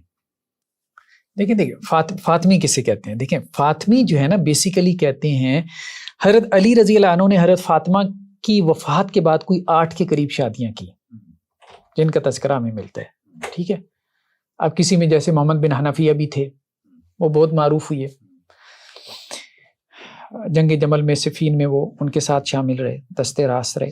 تو حضرت فاطمہ سے حضرت حسن اور حسین اور آگے جو نسل چلی ہے یہ بیسیکلی فاطمی کہلاتے ہیں. چلیں ٹھیک ہے, اس میں ٹھیک ہے ام الولد وغیرہ آ گئی ہیں, وہ بات آپ کی ٹھیک ہے کہ حضرت حسین کی جو اہلیہ تھی شہر بانو, ٹھیک ہے, یہ ان کی اولاد میں سے, ہاں, لیکن وہ عورتوں کو کنسیڈر نہیں کرتے. وہ فاطمی صرف ان کے والد کی نسبت سے ان کو فاطمی. چلیں وہ ہماری بات جو ہے ڈریگ نہ ہو تو ہم پھر اسی کو آگے چلاتے ہیں. اب اس پہ امام باقر نے یہ کہا کہ دیکھو ہر کام کا ایک وقت ہوتا ہے. اے زید تم بے موقع بے حکم خدا کے جہاد کے لیے کھڑے ہو رہے ہو, یعنی موقع بھی نہیں ہے, حکم خدا بھی نہیں ہے. ٹھیک ہے, بس اگر تمہارے پاس اپنے اس ارادہ کے متعلق خدا کی طرف سے کوئی دلیل ہے اور تمہیں اس امر میں اپنی صداقت کا یقین ہے اور تمہارا معاملہ واضح ہے تو ٹھیک ہے، جو کرنا چاہتے ہو کرو، ورنہ ایسے امر کا قصد نہ کرو، دلیل ہی نہیں تمہارے پاس۔ اور اس سلطنت کو ختم کرنے کی کوشش نہ کرو جس کا نصیب ابھی دنیا سے ختم نہ ہوا، یعنی سلطنت بنی امیہ، اور ان کی مدت حکومت ابھی آخر نہیں ہوئی اور ان کے زوال کا وقت ابھی نہیں آیا۔ دیکھیں وہ جا کے جو ہے میدان جنگ میں لڑ رہے ہیں اور یہ ان کو کیا کہہ رہے ہیں کہ جی ابھی اس سلطنت کا آخر وقت نہیں آیا۔ اب سوال یہ پیدا ہوتا ہے کہ حضرت حسین رضی اللہ عنہ پھر باہر جا کے کیوں لڑے؟ جا کے شہید ہوئی ہے نا چند لوگوں کے ساتھ، سلطنت کا آخر وقت ہوا نہیں ہوا نا۔ تو کہنے کا مقصد یہ ہے کہ اصل تو یہ ہے کہ ظلم کے خلاف جدوجہد کرنی ہے۔ حضرت زید کا بیانیہ تو یہ تھا کہ ہمارے دادا جو ہے گھر میں نہیں بیٹھے رہے، ٹھیک ہے، وہ تو باہر نکلے، کہ ابھی ان کی سلطنت کا وقت ختم ہوا نہیں ہوا، ظلم ہے تو ظلم کے خلاف جو کھڑا ہوتا ہے اور عدل کو قائم کرنے کے لیے اصل میں امام وہ ہے۔ یہ بیسیکلی حضرت زید کا نقطہ نظر تھا جو بعد میں زیدیہ کے اندر آیا۔ تو اس ٹائم پہ جب یہ مکالمہ ہو رہا تھا، اس ٹائم پہ بنو امیہ کی طرف سے حاکم کون تھے؟ اصل میں اہل تشیع میں ایک ریفارمیشن کی بھی تحریک چلی، ہم نے کہا ہر مذہب میں چلتی ہے، ریفارمرز ہر مذہب میں ہیں، مسلک میں ہیں۔ جیسا کہ ہم دیکھتے ہیں کہ بریلوی اسکول آف تھاٹ میں آپ کو پیر نصیر الدین شاہ صاحب جیسے لوگ مل جاتے ہیں جو اپنے شرک اور بدعت خرافات پہ تنقید کرتے رہتے ہیں۔ اسی طرح دیوبندی اسکول آف تھاٹ میں بھی مفتی طارق مسعود صاحب کو دیکھ لیں، اہل حدیثوں کی بہت سی باتیں سراہ جاتے ہیں، اور اہل حدیثوں میں خدا آپ ہمیں دیکھ لیں۔ تو وہ ریفارمرز کو بعض اوقات یہ ہوتا ہے کہ ان کے اپنے مسلک والے جو ہے وہ مسلک سے خارج کر دیتے ہیں۔ تو اسی طرح سے ایران میں ایک بڑی تحریک پیدا ہوئی ریفارمیشن کی، اور یہ خاص طور پہ وہ لوگ تھے جو یونیورسٹیز میں نکل گئے، پروفیسرز تھے، یورپ میں نکل گئے، وہاں یونیورسٹیز میں پڑھاتے رہے، اور یہ مجتہد کے درجے کے علماء تھے۔ تو اس میں ایک بڑا نام جو ہے، ویسے تو کافی سارے ہیں، کسی اور وقت میں ہم اس پہ گفتگو کریں گے، یہ ایک پوری تحریک تھی، ان کی کتابوں کو بھی ہم ڈسکس کریں گے ایک علیحدہ سے ایپیسوڈ میں۔ اس وقت ہمارے سامنے دکتور موسیٰ الموسوی، ان کی کتاب اصلاح شیعہ کے نام سے ہے، ٹھیک ہے، جس کو ہم ٹائٹل پیج دکھا رہے ہیں۔ تو دکتور موسیٰ الموسوی جو ہے یہ ایران سے انہوں نے ڈاکٹریٹ کی ڈگری حاصل کی تھی قانون میں، پھر پیرس سے فلاسفی میں پی ایچ ڈی کی، بغداد میں اسلامک اکنامکس پڑھاتے رہے بغداد یونیورسٹی میں، پھر اسلامک فلاسفی بھی پڑھاتے رہے وہیں پہ، پھر لیبیا میں، جرمنی کی یونیورسٹیز میں پڑھاتے رہے، ایون کہ ہارورڈ میں بھی پڑھاتے رہے۔ تو یہ مطلب ان کی پروفائل آپ مطلب کافی اچھی پروفائل کے ہیں، یہ ہائی پروفائل ہے مطلب۔ اچھا، ان کا کہنا یہ ہے، آپ یوں کہہ لیں کہ جو شیعی فکر ہے اہل تشیع کی، اس کے جو فنڈامنٹل بیلیفز ہیں وہ تین ہی تھے جیسے اہل سنت کے تھے، توحید، نبوت اور آخرت۔ یہ جو کانسیپٹ ہے نا امامت کا، یہ بعد میں ایڈ ہوا ہے۔ انہوں نے کہا ہے کہ جی جو غیبت کبریٰ کا زمانہ تھا اس میں یہ ایڈ ہوا ہے، یعنی 4 صدی ہجری میں جا کے، یعنی جب وہ امام محمد المہدی جو ہے روپوش ہو گئے، ہاں روپوش کی بات، ہاں اس کے بعد یہ ایڈ اپ ہوا ہے، ٹھیک ہے۔ اچھا، اس میں اب انہوں نے جو اس مقدمے کی بنیادیں بیان کی ہیں، ٹھیک ہے، تو ان بنیادوں میں یہ بات واضح کرتے ہیں کہ حضرت علی، حضرت حسن، حضرت حسین، ایون کہ یہ کہتے ہیں کہ جی علی زین العابدین، محمد الباقر، امام جعفر صادق، کہیں پہ بھی آپ کو ایسی چیزیں نہیں ملتی امامت وغیرہ کی۔ یہ ساری روایتیں بعد میں جا کے بنائی گئی ہیں، وضع کی گئی ہیں۔ اچھا، یہ انہوں نے اپنا تھیسس کیسے پروف کیا؟ مطلب یہ کہتے ہیں کہ جی نہج البلاغہ سے جو بیانیہ ہمارے سامنے آتا ہے کہ حضرت علی کا کیا تصور تھا امامت کے حوالے سے، خلافت کے حوالے سے، وہ بالکل ڈیفرنٹ ہے ان کتابوں سے جو شیعہ کتابیں 4 صدی ہجری میں جا کے لکھی گئی۔ اب جیسے دیکھیں نا، سب سے مستند ترین کتاب تو کون سی ہے قرآن کے بعد اہل تشیع کے ہاں؟ وہی الکافی کلینی کی۔ اس میں کچھ 16,000+ روایات ہیں۔ ایک شیعہ محقق لکھتے ہیں کہ اس میں 9,435 روایتیں ضعیف ہیں، یعنی 50% سے زیادہ، ٹھیک ہے۔ تو کہنے کا مقصد یہ کہ بڑی تعداد میں روایتیں ایسی ہیں کہ مطلب وہ محل نظر ہے۔ ہاں، تو جو تھیسز انہوں نے ڈیولپ کیا نہج البلاغہ سے، اور اس کی عبارتیں بھی انہوں نے پیش کی ہیں، وہ یہ کہ حضرت علی رضی اللہ عنہ کی انکلینیشن تھی کہ اللہ کے رسول صلی اللہ علیہ وسلم کے بعد خلافت مجھے ملے، یہ ان کی انکلینیشن تھی، ان کی خواہش تھی، اور وہ یہ چاہتے بھی تھے. یہ بات نہج البلاغہ سے ثابت ہوتی ہے. لیکن وہ اللہ کی طرف سے کوئی منصوص من اللہ تھے، ایسا حضرت علی رضی اللہ عنہ نہیں سمجھتے تھے. وہ خود بھی یہ نہیں سمجھتے، وہ خود بھی یہ نہیں سمجھتے تھے. یہ جو کانسیپٹ ہے امامت کا، یہ 34 صدی ہجری میں جا کے پیدا ہوا. یعنی امامت کا جو تصور تھا اس میں ڈیولپمنٹس ہوتی رہی ہیں. اب جو موجودہ امامت کا کانسیپٹ ہے یہ کافی کچھ مختلف صدی میں ڈیولپمنٹس کے بعد ہمارے پاس آئے. یہ تھیسز انہوں نے دکتور موسیٰ الموسوی نے پیش کیا. اچھا، اس میں کچھ جو انہوں نے باتیں ہمارے سامنے رکھی ہیں. اب جیسے لیکن اگر ہم اس کو دیکھیں، حدیث غدیر کو دیکھیں، تو اس میں تو ایسا لگتا ہے کہ یا ایسا احساس پیدا کرنے کی کوشش کی جاتی ہے کہ جیسے وہ منسوس تھا معاملہ، اور نبی کریم صلی اللہ علیہ وسلم اسی کا جو ہے وہ اعلان کر رہے تھے سب کے سامنے.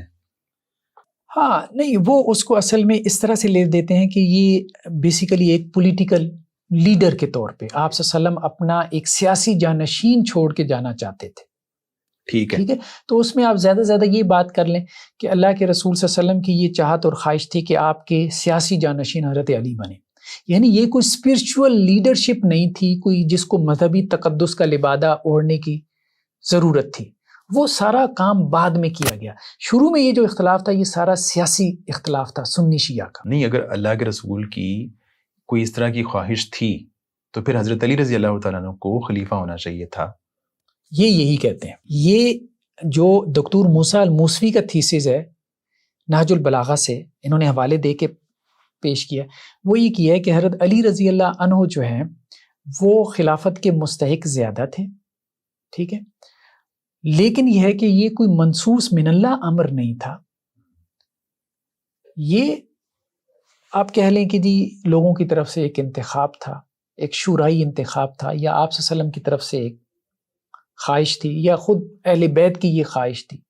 اس حد تک بات تھی، اس سے زیادہ کچھ بھی نہیں تھا. اس سے زیادہ جو کچھ بیان کیا جاتا ہے اس کو ایک تقدس کا لبادہ پہنا کے ایک پورا جو ہے وہ ایک اس کو ایمانی عقیدہ ثابت کیا جاتا ہے. یہ 34 صدی ہجری میں جاتی ہے. نہیں تو جو آپ فرما رہے ہیں کہ اللہ کے رسول علیہ الصلوۃ والسلام کی ایک وش یا خواہش نظر آتی ہے کہ جو ہے نا ایک سیاسی اعتبار سے وہ ہوں جانشین، تو یہ نقطہ نظر آپ اپنا بتا رہے ہیں، اہل سنت کا بتا رہے ہیں؟ نہیں، اہل تشیع کی بات کر رہے ہیں، اور اہل تشیع میں جو ریفارمرز ہیں ان کی بات کر رہے ہیں، ان کی بات کر رہے ہیں، اپنا نہیں. اچھا، اب اس میں یہ نہج البلاغہ سے یہ لے کے آئے ہیں ایک روایت، بلکہ اس سے پہلے یہ دیکھ لیں ہمارے سامنے یہ ہے کہ دیکھیں یہ کہتے ہیں کہ اس مسئلہ میں کوئی آسمانی حکم موجود ہے جو حضرت علی کی بطور خلیفہ تعیین کرتا ہو، یا یہ صرف نبی اکرم صلی اللہ علیہ وسلم کی ذاتی خواہش تھی؟ حضرت علی خود فرمایا کرتے تھے کہ اس مسئلے میں کوئی واضح آسمانی نص موجود نہیں ہے. ان کے ساتھی اور ان کے معاصرین کا بھی یہی عقیدہ تھا. غیبت کبریٰ کے زمانے تک یہی اعتقاد قائم رہا کہ نص نہیں تھی، خواہش تھی. اچھا، یہ ہمارے سامنے جو ہے انہوں نے ایک سوال پہلے تو کھڑا کیا نا کہ جی کیا حضرت علی کی خلافت کا کوئی آسمانی حکم تھا جس کے حکم کے تحت حضرت علی کو خلیفہ متعین کرنا مقصود تھا، یا یہ آپ صلی اللہ علیہ وسلم کی خواہش تھی؟ تو حضرت علی خود یہ فرماتے تھے کہ اس مسئلے میں کوئی واضح آسمانی نص موجود نہیں ہے. ٹھیک ہے، اور ان کے ساتھی اور معاصرین کا بھی یہی عقیدہ تھا. غیبت کبریٰ کے زمانے تک یہی اعتقاد رہا. نہیں تو پھر اس سے اس بات کی طرف تو اشارہ ہوتا ہے کہ حضرت علی رضی اللہ تعالیٰ عنہ کے زمانے میں ہی یہ ڈیبیٹ پیدا ہو گئی تھی. ہاں، ڈیبیٹ پیدا ہو گئی تھی. دیکھیں نا، مجھے بتائیں کہ حضرت عثمان اور حضرت علی دونوں خلافت کے امیدوار رہے حضرت عمر کے بعد. تو حضرت علی پیچھے تو نہیں ہٹے، طلبگار تھے تو تبھی تو جو ہے باقی 4 تو نکل گئے، 6 کی کمیٹی تھی نا، تو حضرت علی تو آخر وقت تک باقی رہے. لیکن وہ تو ایک سیاسی طور پہ تھا نا، کیا کہ مجھے خلافت ملنی چاہیے. وہی نا، خواہش تو تھی ان کی، ہم وہی بات کر رہے ہیں، خواہش تو ان کی تھی. لیکن جو یہ والی بات ہے کہ اس پہ کوئی نص ہے اللہ تعالیٰ کی طرف سے یا نہیں ہے خلافت پہ، تو یہ ڈیبیٹ اس کا مطلب ہے ہو رہی تھی اس زمانے میں بھی. نہیں، یہ بات ہم نہیں کہہ رہے. یہ کہہ رہے ہیں کہ یہ اصل میں پیدا ہوئی ہے غیبت کبریٰ کے بعد. یہ غیبت کبریٰ کے بعد ہوئی ہے. دیکھیں نا، اب اس میں وہ یہ کہتے ہیں کہ جی دیکھیں دو عقیدے ہیں. بنیادی طور پہ بات کو سمجھے اختلاف کو. دو بنیادی عقیدے. ایک یہ ہے کہ خلافت جو ہے وہ حضرت علی کا زیادہ حق تھا دوسروں کی نسبت. ٹھیک ہے, ایک یہ عقیدہ ہے. لیکن مسلمانوں نے کیا کیا؟ دوسرے کو منتخب کر لیا. یہ بیانیہ نہج البلاغہ سے سامنے آتا ہے حضرت علی کا کہ خلافت ان کا زیادہ حق تھا, لیکن مسلمانوں نے حضرت ابوبکر کو منتخب کر لیا. لیکن جس کو مسلمانوں نے منتخب کر لیا اس پہ ہم آمنا و صدقنا. یعنی یہ اللہ کی طرف سے کوئی منصوص مسئلہ نہیں تھا, یہ لوگوں کے انتخاب پر تھا. حضرت علی کی خواہش یہ تھی کہ مجھے منتخب کریں, لیکن لوگوں نے چونکہ حضرت علی کو منتخب نہیں کیا, وہ واجب علی الناس تھا, تو لوگوں نے حضرت ابوبکر کا انتخاب کر لیا, میجورٹی نے, تو آمنا و صدقنا. دوسرا یہ ہے کہ یہ آسمانی حق تھا حضرت علی رضی اللہ عنہ کا, لیکن ان سے غصب کر لی گئی. یہ 4 صدی ہجری میں جا کے یہ پھر عقیدہ ڈیولپ ہوا ہے, بعد میں جا کے. دیکھیں نا, یہ ایک وہ لے کے آئے ہیں نص جو ہے نہج البلاغہ سے, دکتور موسیٰ الموسوی, کہ بلا شبہ جن لوگوں نے ابوبکر, عمر اور عثمان کی بیعت کی تھی, انہی لوگوں نے میری بیعت کی, اور اس شرط پر کی ہے جس پر ان کی بیعت کی تھی, یعنی اسی شرط پہ. اس لیے کسی حاضر کو تردد کا اور کسی غائب کو انکار کا حق نہیں, اور بلا شبہ مشورہ مہاجرین اور انصار کا حق ہے. اگر یہ حضرات کسی پر اتفاق کر لیں اور اسے امام بنا دیں تو یہ اللہ کی رضا کی دلیل ہوگی, یعنی واجب علی الناس ہے. مہاجرین اور انصار کسی کو اگر امام بنا دیں تو یہ اس بات کی دلیل ہوگی کہ اللہ اس کے امام ہونے پہ راضی ہے. حضرت علی نے کہا, یہ نہج البلاغہ میں عبارت ہے. اور اگر کوئی شخص ان پہ تانا زانی کرے, یعنی پہلے ائمہ پہ, حضرات شیخین پہ, ابوبکر, عمر, عثمان پہ, اور نیا رستہ اختیار کرتی ان کے احکامات سے روگردانی کرے, تو ان کا حق ہے کہ مسلمانوں کا رستہ چھوڑنے کے سبب اس سے جنگ کریں. ایک اور جگہ پہ حضرت علی رضی اللہ عنہ کہتے ہیں نہج البلاغہ میں, اللہ کی قسم مجھے خلافت سے کوئی لگاؤ ہے نہ والی بننے کی خواہش. تم نے خود مجھے دعوت دی کہ آپ خلیفہ بن جاؤ, یعنی اگر اللہ کی طرف سے منصوص تھے تو پھر یہ باتیں کیوں کر رہے تھے؟ یہ ذمہ داری مجھ پر ڈالی, یعنی تم لوگوں نے ڈالی. جب خلافت مجھ تک پہنچی تو میں نے اللہ کی کتاب اور اس کی بتائی ہوئی طریقے اور جس طرح اللہ نے اسے بروئے کار لانے کا حکم دیا اس کو دیکھا اور اس کی اتباع کی. جس طرح ماں اپنے بچی کی طرف دوڑتی ہے, اسی طرح تم میری طرف بیعت کرتے ہوئے آئے. میں نے اپنی مٹھی بھینچ لی, تم نے اسے کھولا, میں نے تم سے ہاتھ چھڑایا, تم نے خود اسے پھیلایا. یعنی مجھ سے زبردستی بیعت لی گئی, خلافت کی مجھے زبردستی بنایا گیا, میں نہیں چاہتا تھا. تو یہ کہہ رہے ہیں کہ یہاں سے ان نصوص سے پتہ چل رہا ہے نہج البلاغہ کی کہ حضرت علی رضی اللہ عنہ خود کو منصوص من اللہ نہیں سمجھتے تھے. وہ تو ساری لوگوں کے انتخاب کی بات کر رہے ہیں کہ لوگوں نے مجھے منتخب کیا تو میں منتخب ہو گیا. ایک اور جگہ پہ کہتے ہیں اللہ کی قسم میرے ذہن میں کبھی یہ بات نہ آئی نہ میرے دل میں گزری کہ عرب یہ منصب نبی کریم صلی اللہ علیہ وسلم کے اہل بیت سے چھین لیں گے. یعنی کہتے ہیں کہ ہمارے دل میں یہ بات نہیں تھی, کبھی ہمیں خیال بھی نہیں آیا تھا کہ ہم اہل بیت سے یہ منصب چھین لیا جائے گا, نہ یہ کہ وہ آپ کے بعد میرے سوا کسی اور کو کبھی یہ منصب دے سکتے ہیں. میں نے تو اچانک دیکھا کہ لوگ ابن ابی قحافہ پر بیعت کے لیے ٹوٹ پڑے تو میں نے اپنا ہاتھ کھینچ لیا. یعنی خواہش ان کی تھی, خواہش تھی, اوکے, خواہش ان کی تھی, ٹھیک ہے. لیکن وہ خواہش بھی جب ابو بکر, عمر اور عثمان چلے گئے تو وہ خواہش بھی اتنے دور کے بعد ختم ہو چکی تھی. وہ خواہش بھی وقت کے ساتھ ساتھ جیسے انسان میں ڈیولپمنٹس ہوتی ہیں تو وہ خواہش بھی ان کی ختم ہو چکی تھی. تو اب یہ کہتے ہیں کہ دیکھیں بات یہ ہے کہ حضرت علی نے اتنا عرصہ گزارا خلفائے ثلاثہ کے ساتھ. اب شیعہ بیانیہ کیا ہے کہ حضرت علی تقیہ کرتے رہے, یعنی خود منصوص من اللہ تھے, اللہ کی طرف سے امام تھے. جب اللہ کی طرف سے امام تھے تو ان کو کیوں خلافت دے دی, لڑائی کیوں نہیں کی؟ حضرت امیر معاویہ رضی اللہ عنہ سے کر لی ہے نا, ٹھیک ہے, لیکن پہلے 3 سے کیوں نہیں کی؟ اگر منصوص من اللہ تھے تو کرتے, مطلب اللہ نے مقرر کر دیا تھا نا. جیسے ایک نبی کی اپائنمنٹ ہوتی ہے تو اب نبی تو تقیہ کر کے نہیں بیٹھ جاتا. تو اگر اللہ نے انہیں نبی کے بعد مقرر کیا تھا, اللہ نے مقرر کیا تھا, اللہ کے رسول نے مقرر کیا تھا, تو پھر وہ کھڑے کیوں نہیں ہوئے, کیوں جانے دیا اس؟ اور صرف جانے نہیں دیا, حضرت عمر کو اپنی بیٹی دے دی. اچھا, جو کردار سامنے نظر آتا ہے 3 خلفاء کے زمانے میں حضرت علی کا, ٹھیک ہے. تو وہ اس پہ تبصرہ کرتے ہیں, کہتے ہیں کہ جی اگر تو حضرت علی منصوص من اللہ تھے تو اس کا مطلب یہ ہے کہ وہ 3 خلفاء کے ساتھ پھر چاپلوسی کرتے رہے. پھر آپ یہ کہنا چاہتے ہیں جس کو تقیہ کا نام دیا گیا ہے, جس کو تقیہ کا نام دیا گیا. جیسے دیکھیں نا, یہ کہہ رہے ہیں کہ جی ایک حضرت علی کا جو ہمارے سامنے آتا ہے نا کہ وہ 3 خلفاء کے, ایک وفا باز, مداہنت کیش اور چاپلوس آدمی کی شکل میں تصویر کشی کی جائے, جو 25 برس تک اپنے پہلے خلفائے ثلاثہ کا بظاہر دیانتدار مشیر اور گرم جوش دوست بنا رہا, جو ان کی مدح میں رطب اللسان اور ان کی تعریف میں بہترین کلمات نچھاور کرنے والا. نہج البلاغہ میں جو ہے وہ خطبے ملتے ہیں حضرات شیخین کی جو ہے وہ مدح میں. تو یہ وہ کیا کرتے رہے, اور پھر کیا ہے کہ اس کا دل اس کی زبان کے ساتھ نہ تھا, جو وہ کرتا تھا اس پر اس کا ایمان نہ تھا, یہاں تک کہ اس نے مجبوری کی حالت میں اپنی بیٹی ام کلثوم عمر بن خطاب کے عقد میں دے دی, اپنے بیٹوں کے نام ابو بکر, عمر, عثمان رکھے, حالانکہ وہ ان کے یہ نام رکھنے پر راضی نہ تھے. مطلب یہ آپ کا نیریٹو ڈیولپ ہوتا ہے. یہ کون کہہ رہا ہے؟ دکتور موسیٰ الموسوی کہہ رہے ہیں کہ اصل میں جب آپ منصوص من اللہ بناتے ہیں نا تو پھر آپ کو یہ نیریٹو ڈیولپ کرنا پڑتا ہے کہ حضرت علی 3 خلفاء کی چاپلوسی کرتے رہے, اپنے بچوں کے نام ان کے نام پہ رکھتے رہے, اپنی بیٹیاں ان کو عقد نکاح میں دیتے رہے, اور ان کی تعریف میں مد و ثنائی کرتے رہے کہ جی موقع ملے تو میں قبضہ کر رہا ہوں. پھر تو یہ کریکٹر سامنے آتا ہے. سیدھی بات ہے کہ وہ خود بھی اپنے آپ کو منصوص نہیں سمجھ رہے تھے. وہ یہ کہہ رہے تھے کہ جی لوگوں کا اختیار ہے, لوگوں نے ہمیں بنانا چاہیے تھا لیکن لوگوں نے ہمیں نہیں بنایا. ٹھیک ہے, اور یہ بات ہمیں مطلب ملتی ہے. جیسے دیکھیں نا, خلفائے راشدین کے متعلق حضرت علی کے اقوال ہیں.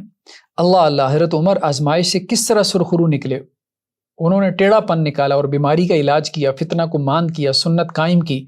اس حالت میں گئے کہ دامن صاف, عیب اور مطلب نایاب تھا, خیر حاصل کی, شر سے بالا تر رہے, اللہ کی کامل اطاعت کی اور کما حقو تقوی اختیار کیا. اب آپ رحلت فرما گئے تو لوگ چوراہے پر کھڑے ہیں, نہ واقف کو راہ سجائی نہیں دیتی اور واقف یقین سے بہرہ مند نہیں ہوتا. حضرت عمر کی تعریف کر رہے ہیں, ان کے جانے کے بعد بھی جو ہے وہ کر رہے ہیں. تو اسی طرح سے اگر وہ امامت اللہ کی طرف سے اور 12ویں امام تک صرف حضرت علی کی اولاد میں منحصر ہوتی, جیسا کہ شیعہ کا مذہب ہے, تو ضروری تھا کہ حضرت علی اپنے بیٹے حسن کو اپنے بعد خلیفہ اور امام کے طور پہ مقرر کرتے, جبکہ راویوں اور مورخوں کا اتفاق ہے کہ امام نے بھی ابن ملجم کی زہر آلود تلوار سے وار کے بعد جب بستر شہادت پر تھے اور ان سے پوچھا گیا کہ وہ کس کو خلیفہ بنا کر جا رہے ہیں, تو کیا فرمایا, میں تمہیں ویسی بلا تعین خلیفہ چھوڑ کر جا رہا ہوں جیسے رسولم چھوڑ کے گئے تھے. یعنی صرف حضرت علی کا معاملہ نہیں ہے. اگر حضرت علی کے بعد اگر نس جو ہے وہ حضرت حسن کے لیے تھی تو حضرت علی نے ان کی خلافت کی تعیین کیوں نہ کی؟ یعنی وہاں پہ تو پھر وہ تقیہ نہ کرتے. اگر پہلے تقیہ کر رہے تھے تو پہلے اب تو تقیہ کی ضرورت نہیں تھی. اب تو وہ خود خلیفہ تھے تو اپنے بیٹے کو خلافت دینی تھی. ٹھیک ہے, امامت ان کو دینی تھی, لیکن کیا کہا کہ میں بلا تعین چھوڑی جا رہا ہوں, اور یہ سب مورخین نے نقل کیے. اگر یہ کام منسوس ہوتا تو حضرت علی رضی اللہ تعالیٰ عنہ کبھی بھی اس بات سے پیچھے نہ رہتے کہ اپنے بیٹے کو خلیفہ منتخب کر کے جاتے. تو اب انہوں نے منتخب نہیں کیا, پھر حضرت حسن کو خلافت مل گئی. تو اگر یہ اللہ کی طرف سے تھی تو انہوں نے حضرت امیر معاویہ سے صلح کر کے ان کے حوالے کیوں کر دی؟ کہنے کا مقصد یہ ہے کہ نہ تو حضرت علی کا عمل بتا رہا ہے کہ وہ منسوس ہے, نہ حضرت حسن کا عمل بتا رہا ہے کہ وہ منسوس ہے, نہ حضرت حسین کا عمل یہ بتا رہا ہے کہ وہ منسوس ہے. یہ ساری فکر منسوس ہونے کی یہ پیدا ہوئی ہے 34 صدی ہجری میں جا کے. صحیح. دیکھیں نا, یہ کہہ رہے ہیں کہ تم خود سوچو کہ اگر خلافت منصب الہی ہوتا تو کیا حضرت امام حسن خون ریزی روکنے کے لیے اس حق سے دستبردار ہو سکتے تھے؟ یعنی وہ کہتے ہیں نا جی خون ریزی روکنے کے لیے, تو حضرت علی کیوں نہیں دستبردار ہوئی ہے؟ جنگ جمل اور صفین میں خون ریزی نہیں ہوئی. ٹھیک ہے, اور پھر کہتے ہیں کہ حضرت ابو بکر سے اس لیے نہیں کیا کہ وہاں خون ریزی ہونی تھی, اور حضرت حسین کے ہاں جو ہے وہ خون ریزی ہو گئی. مطلب ایک عجیب سا ہے نا, کچھ سمجھ ہی نہیں آ رہی کہ ایک ہی دعویٰ مختلف جگہ پہ کانٹراڈکٹ کر رہا ہے. جیسا کہ ہم جانتے ہیں کہ جب اللہ کے حکم اور شریعت کا دفاع کیا جا رہا ہو تو اس مقام پر خون ریزی روکنے کا معنی ہی کچھ نہیں. مطلب اللہ تعالیٰ کیا کہہ رہے ہیں کہ بھئی اپنی جان اور مال سے اللہ کے راستے میں قتال کرو. اگر اللہ کی طرف سے منسوس تھے تو حضرت حسن کو جو ہے وہ لڑائی کرنی چاہیے تھی, حضرت امیر معاویہ سے صلح نہیں کرنی چاہیے تھی. بلکہ اس وجہ سے بعض شیعہ جو ہے وہ حضرت حسن کی امامت کے منکر بھی ہوئی ہیں کہ انہوں نے صلح کر لی. ہاں, اسی وجہ سے وہ ہم آگے چل کے دیکھیں گے.